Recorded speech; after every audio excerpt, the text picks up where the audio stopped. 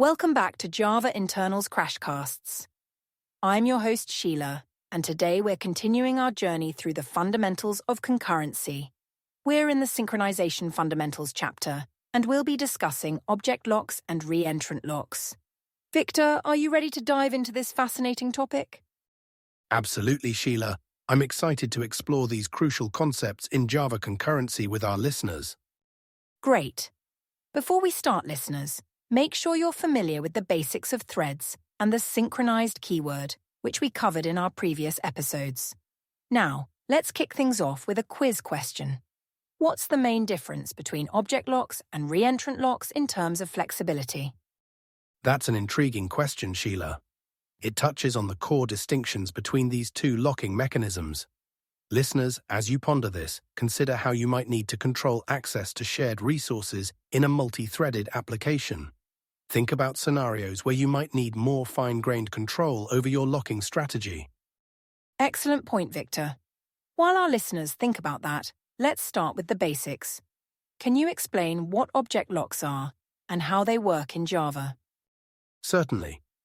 Object locks, also known as intrinsic locks or monitor locks, are built into every Java object. When you use the synchronized keyword on a method or a block of code, you're essentially using the object's intrinsic lock. It's like each object comes with its own built-in lock that threads can acquire and release. I see. So if I have a synchronized method in a class, it's using the object's intrinsic lock, right? But what happens if multiple threads try to access different synchronized methods of the same object? In that case, only one thread can execute any synchronized method of that object at a time. The other threads will be blocked until the lock is released. This is because all synchronized methods of an object share the same intrinsic lock. Interesting. Now let's move on to reentrant locks. How do they differ from object locks? Reentrant locks, introduced in Java 5 with the java.util.concurrent package, which provides advanced concurrency utilities, offer more flexibility than intrinsic locks.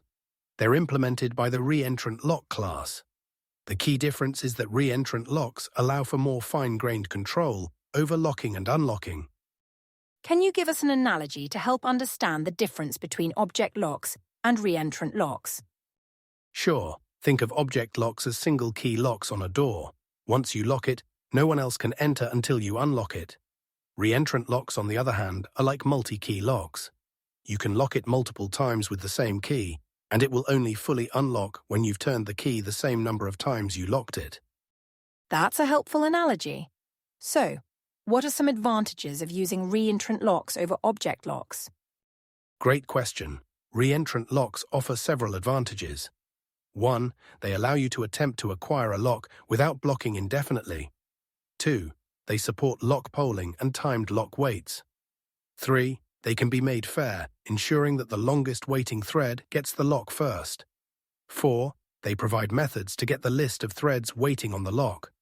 5. They allow you to acquire and release locks in different scopes. Wow, that's quite a list. Can you elaborate on the fairness aspect? How does that work? Certainly. When you create a reentrant lock, you can specify whether you want it to be fair. If you create a fair lock, it guarantees that threads acquire the lock in the order they requested it. This prevents thread starvation, where some threads might wait indefinitely while others repeatedly acquire the lock. That sounds useful. Are there any drawbacks to using fair locks? Yes, there is a trade-off. While fair locks ensure no thread starves, they can have lower throughput compared to unfair locks. This is because maintaining perfect fairness requires more overhead in managing the queue of waiting threads. I see. Now, you mentioned earlier that reentrant locks allow locking and unlocking in different scopes. Can you give an example of when this might be useful? Absolutely. This feature is particularly useful in more complex scenarios, like implementing your own thread-safe data structures. For example, imagine you're implementing a linked list where you need to lock multiple nodes at once. With reentrant locks, you could acquire locks on multiple nodes in one method and release them in another, which isn't possible with synchronized blocks. That makes sense. Now let's talk about a real-world implementation. How might these concepts be used in something like database transaction locking? Great example, Sheila. In database systems, transaction locking is crucial for maintaining data consistency. Object locks might be used for simple, short-lived locks on individual rows. But for more complex operations, like those involving multiple tables or long-running transactions, reentrant locks could be more appropriate. They would allow for more fine-grained control, timeout capabilities, and the ability to check lock status without blocking. That's really interesting. Now, what are some common pitfalls or misunderstandings developers might have when working with these locks? One common mistake is forgetting to release a reentrant lock, which can lead to deadlocks. Unlike synchronized blocks which automatically release the lock, you must explicitly call unlock with reentrant locks. Another misconception is thinking that synchronized and reentrant lock are interchangeable in all scenarios.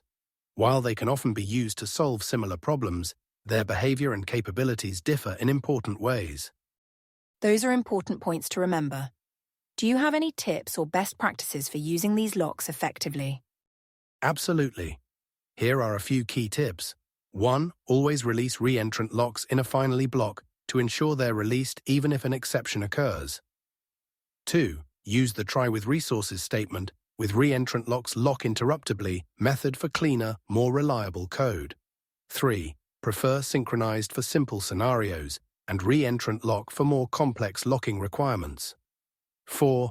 Be cautious with fair locks and only use them when necessary, as they can impact performance. 5. Remember that neither type of lock is recursive across different objects, meaning if method A synchronizes on object X and calls method B, which synchronizes on object Y, they won't block each other. Those are excellent tips, Victor. Now, before we wrap up, let's reveal the answer to our quiz question. The main difference between object locks and reentrant locks in terms of flexibility is that reentrant locks offer more fine-grained control over locking and unlocking, including features like timed lock attempts, interruptible lock acquisition, fair queuing, and the ability to lock and unlock in different scopes.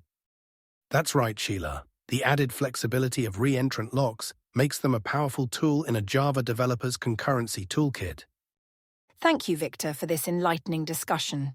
To summarize, we've covered object locks, which are built into every Java object and are used with the synchronized keyword, and reentrant locks, which offer more flexibility and control.